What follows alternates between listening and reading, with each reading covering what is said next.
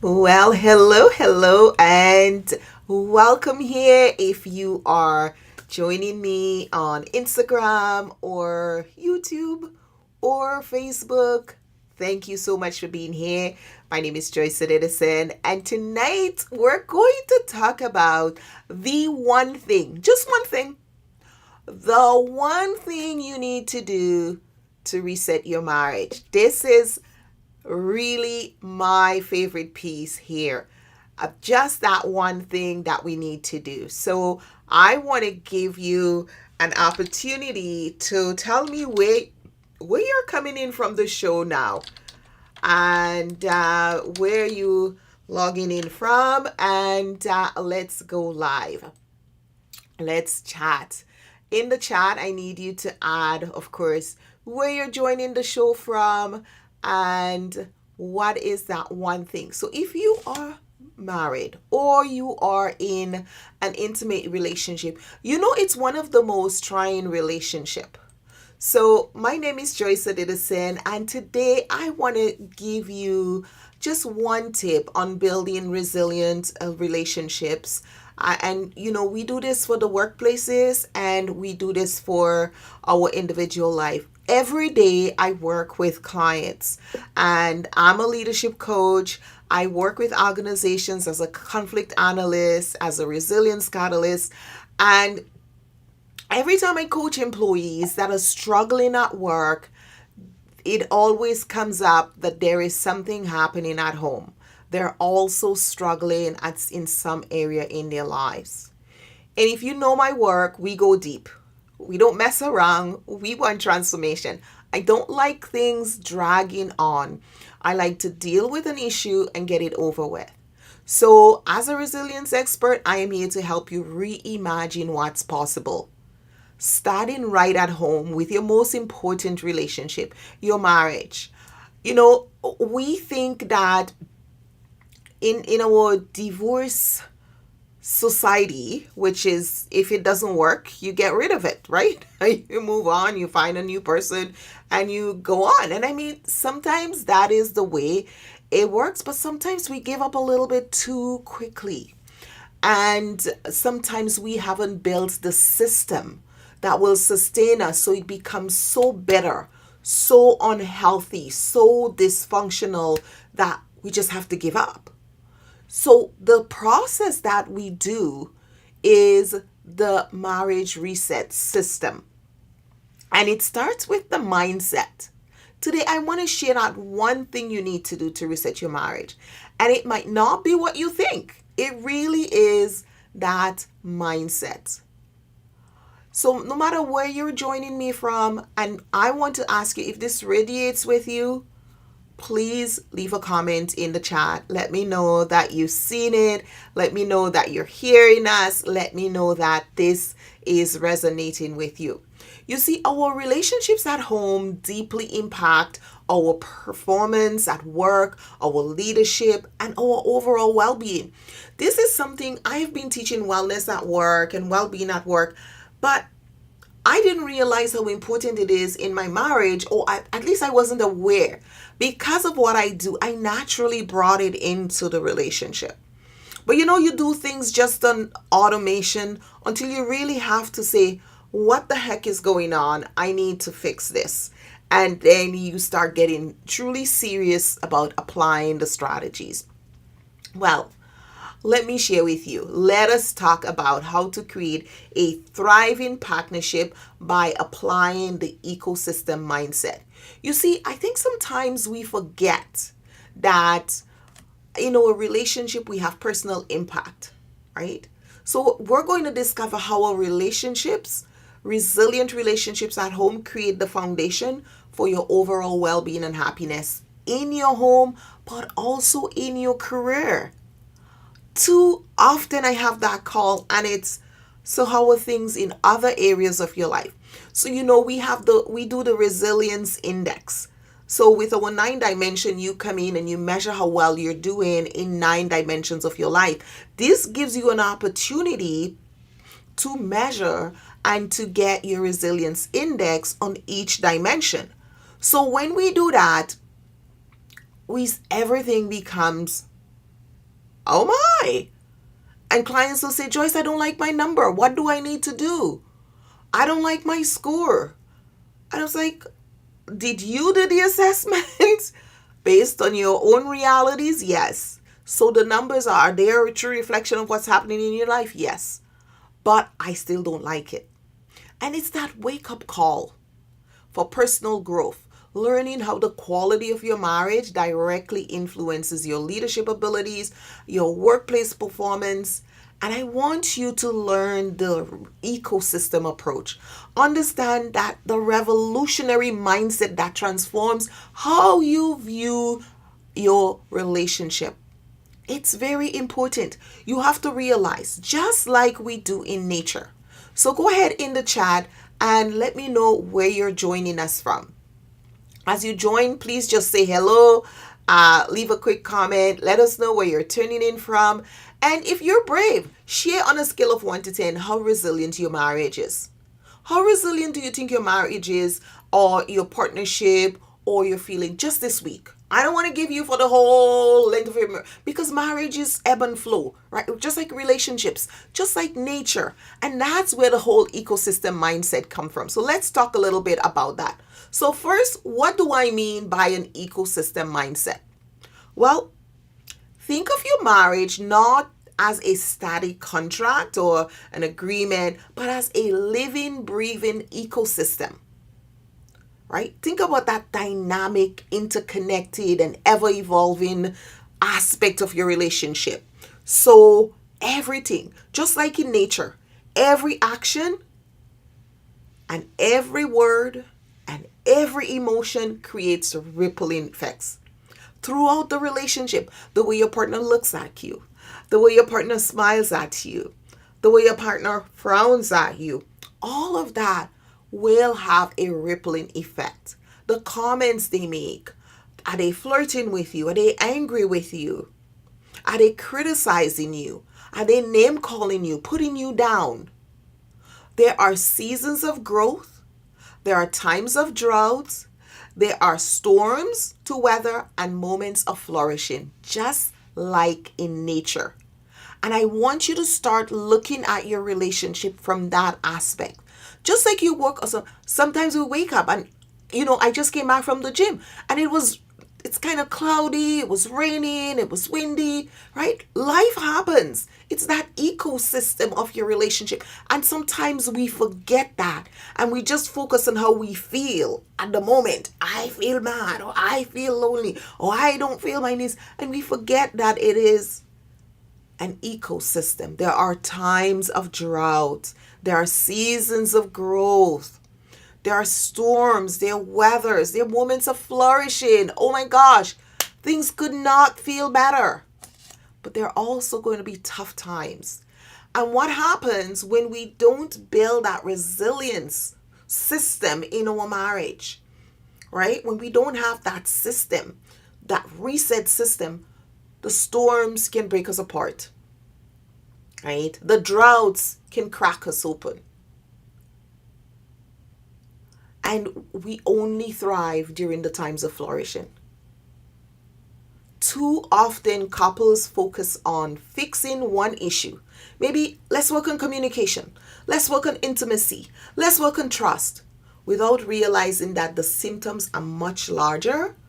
And it's a system in flux. It's the entire relationship. If your communication is breaking down, well, how is trust?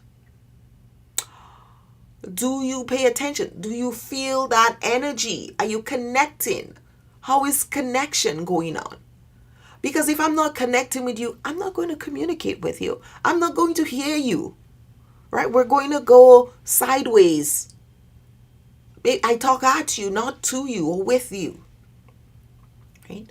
The one thing you need to do to reset your marriage is this: adopt an ecosystem mindset and commit to nurturing every dimension of your partnership, not just patching the cracks. We spend so much time patching up the cracks. Oh, well, we need communication. Oh, we're going to go to therapy to work on intimacy. Oh, we need a program for trust. Well, you need to reset the entire system. And you need a core process. You need a resilience, a framework, system that works and supports the entire relationship. So drop a comment in the chat if this resonates with you. If this resonates with you, drop a comment in the chat. Let's talk about where you are and what you are feeling and what you're experiencing, because it is so important for you to have that in your relationship and for you to be able to share that kind of deep, growing relationship with your partner. So let's talk a little bit about the season. What is one season you and your partner have been through together? So we talk about stormy season, we talk about sunny season, we talk about new beginnings, we share the intimacy issues, we talk about the storms, right? We have all of those times of flourishing, right? The droughts, those whole part of life. So if you go to the ecosystem, if you even you could even just look at a tree. If you go to the forest and you look at a big tree, you can look at the rings of the tree and you can see, and some scientists can tell you, right? That whole tree, the system of that life cycle of that tree. There were times where it suffered drought, dryness. There were times where it had abundance of water, flourishing. So just like us, just like our relationship, it's not perfect, but it can be systemized. So if you're feeling that, oh Joyce, you don't know this, you don't know what's going on. My marriage is past the point of return. You don't understand, Joyce. It is horrible. The pain is so much. Well, let me tell you. I had a couple who came to see me to do a divorce mediation. And during the mediation, so whether you are a leader, you're a professional, you're an entrepreneur, business owner, as long as you have a partner, an intimate partner, this applies to you.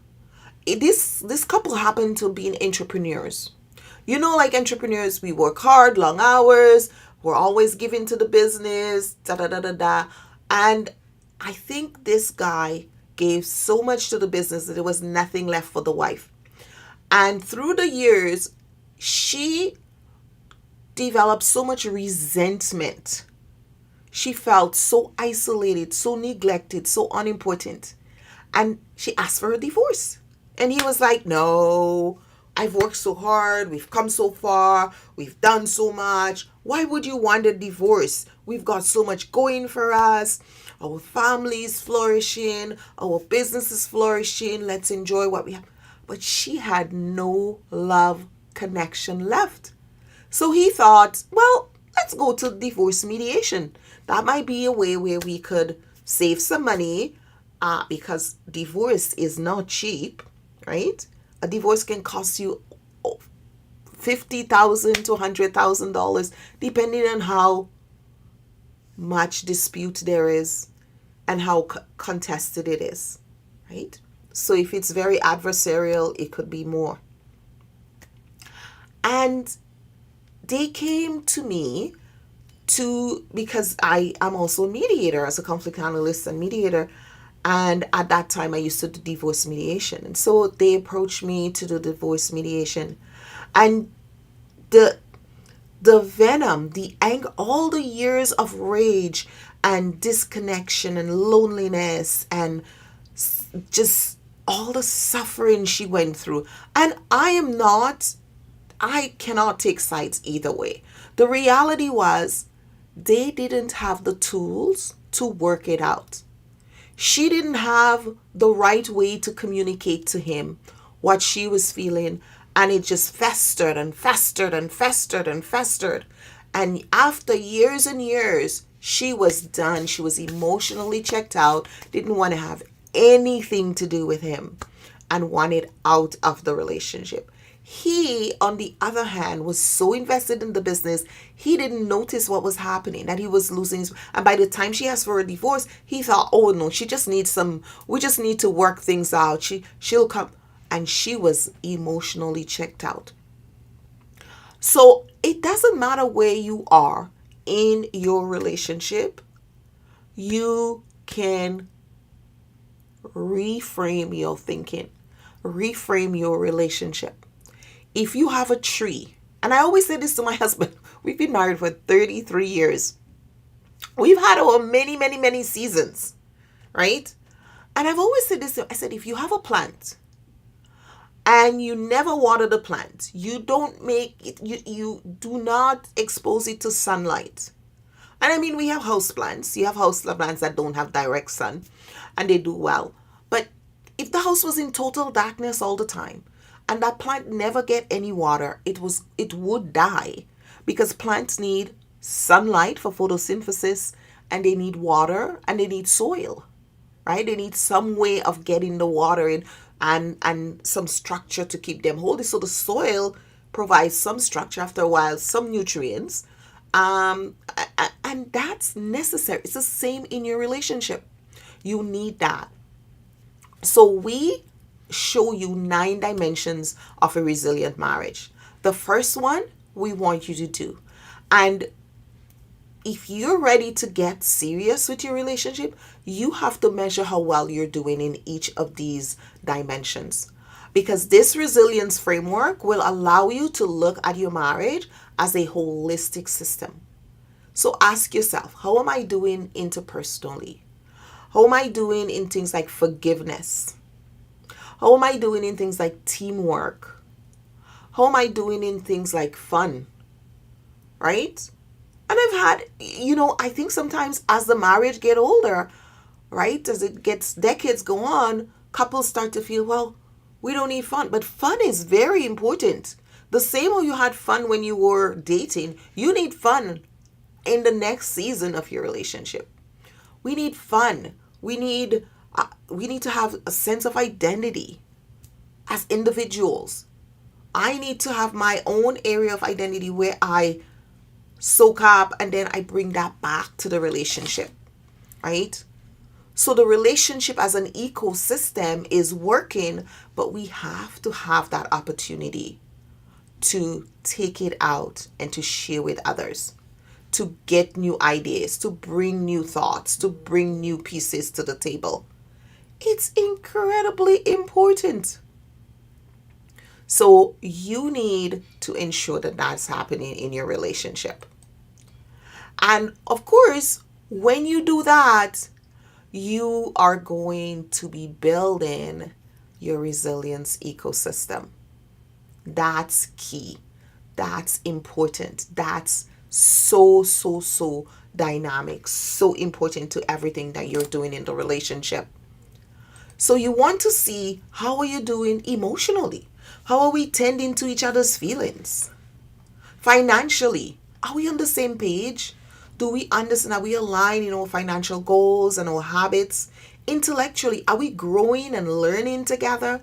Physically, are we mindful of each other's health and well-being? That is so important, because we can stress our partners out. And we have to think, is this good for the well-being of my partner? Environmentally, what's the climate of our home? What kind of energy? Is it animosity? Is it fueled with conflict and ridicule and embarrassment? Is it bullying? Then we have to look at financials, the spiritual. Do we share meaning and purpose? Do we share the same faith? Are we building each other up faithfully in our faith, in our sense of purpose and vision and our values? We share the same values.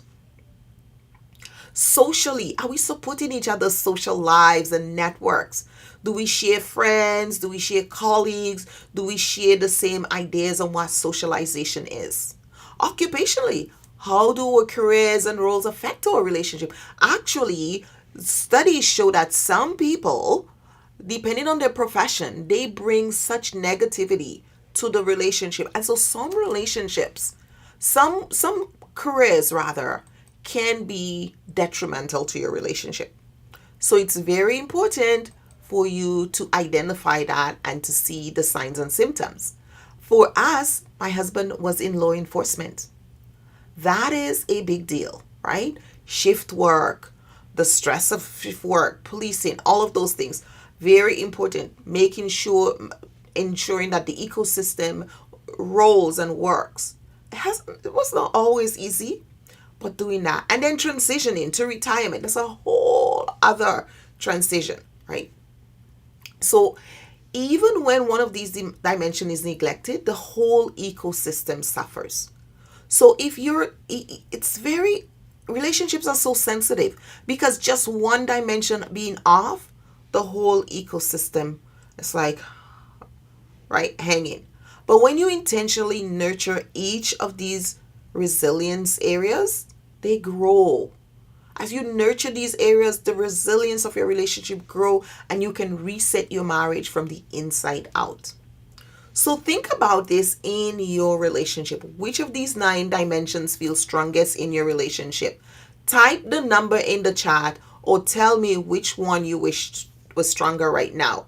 So if you had one of these areas, and I'm going to tell you them again, they are interpersonal, financial, environmental, occupational, emotional, intellectual, physical, spiritual, and social. Those are all important in your relationship.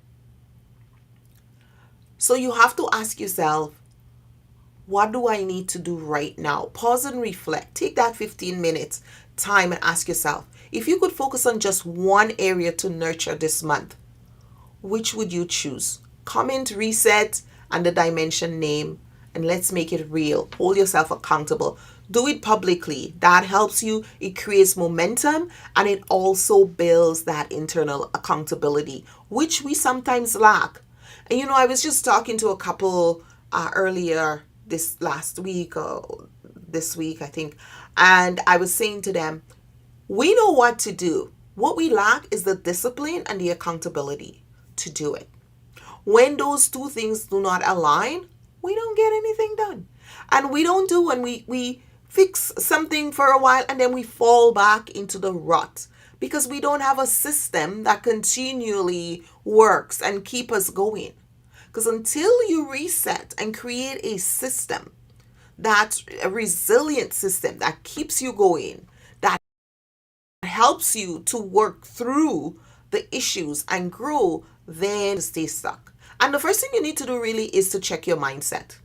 You need to ask yourself, how can we strengthen our ecosystem together? It's not just you, it's together. What's one thing you could do this week to show up as a co-creator in your marriage ecosystem? What do you need to do? Right? Every positive shift matters. So you have to acknowledge small wins. For instance, you've been asking your partner to do something or make a change for a while and they haven't. And maybe you send them this video and they look at it, or they join the group, or they see it online and they decide, okay, I'm going to do that one thing you've been asking me. I'm going to do that. I'm sorry. Then you need to celebrate that.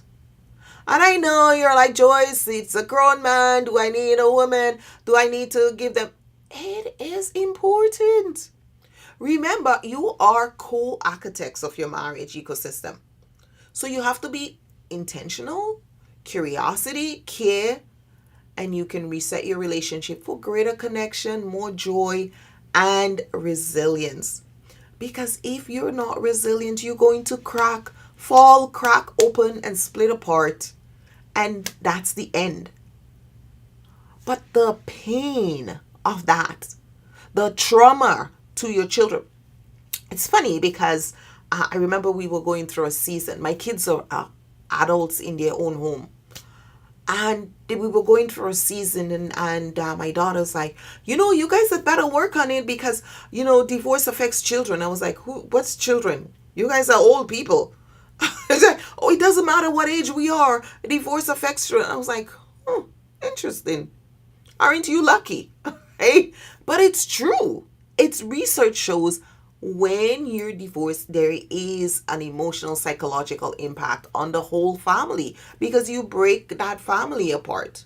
And yes, we have, that blended family and we remarry and now we're friends. But that trauma goes tissue deep. That trauma will always be there. There will always be that pain. And we don't forget pain. Humans are we are interesting creatures. We don't forget the pain. It's going to be there.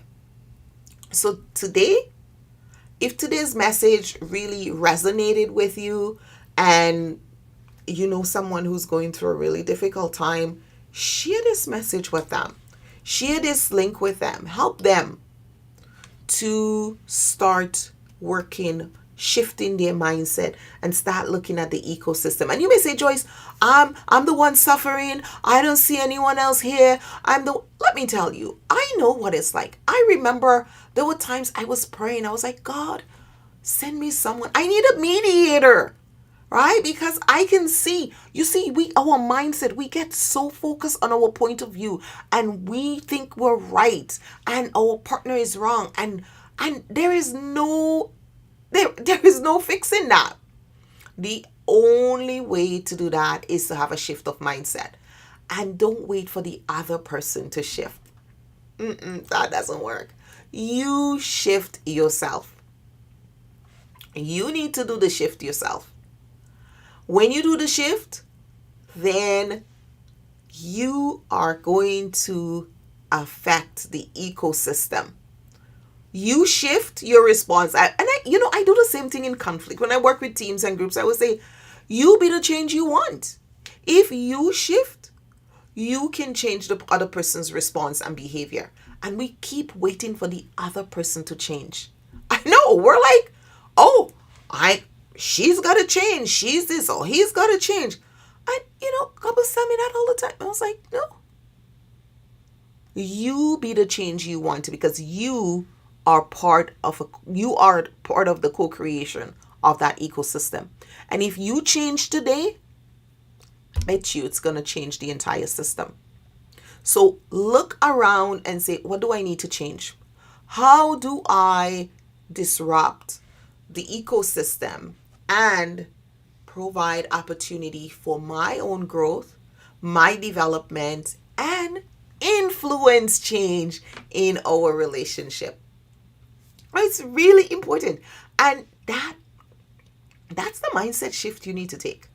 Because until you do that, you're going to stay stuck. You're going to see the same negative things. You're going to focus on the same issue. Every partner has faults and weaknesses. So do you.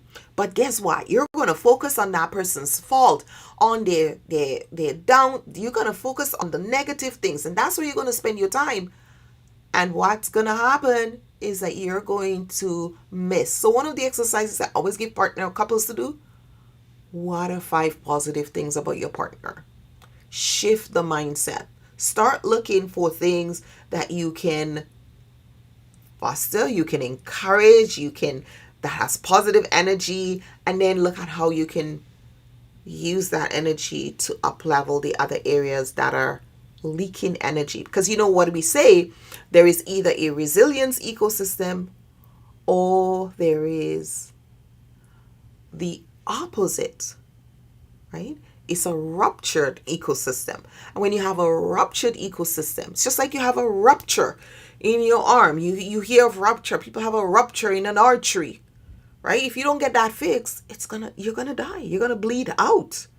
That's what ruptures do. They bleed out. The energy, the positivity, everything good in the relationship dies out.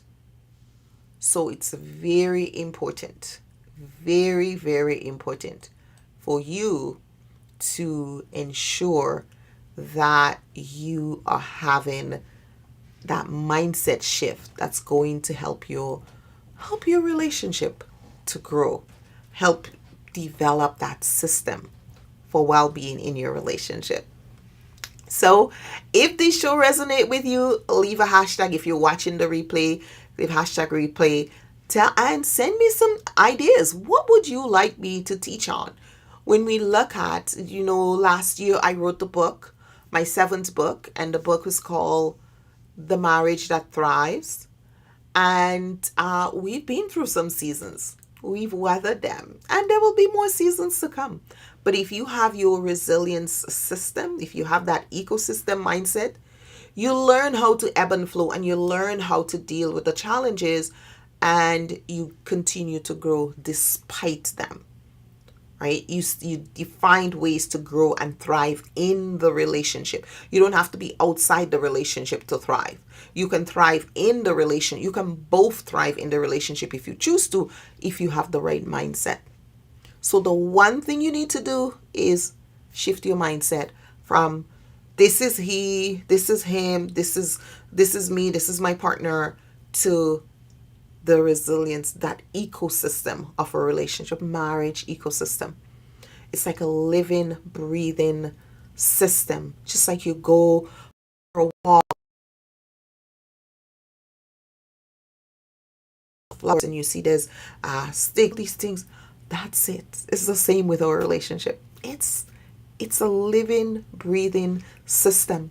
And the energy, the mindset, the efforts we put in, the work, and everything we do, our comments, the way we look at each other, the way we treat each other, all will contribute to either this becoming a ruptured ecosystem or a resilient ecosystem. So you have to choose which one you want in your marriage.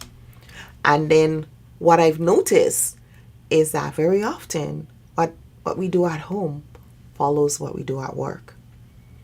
So keep working and build that system and shift your mindset and drop your thoughts here. What resonated with you? And what is one thing you're going to do this week to shift your system? And I'll see you next week when we talk about the next topic on building that system. And if you like what I'm doing and you like what I'm saying and this resonated with you, feel free to chat me up, ask me. I'm doing our marriage reset system. I have a program where I coach couples.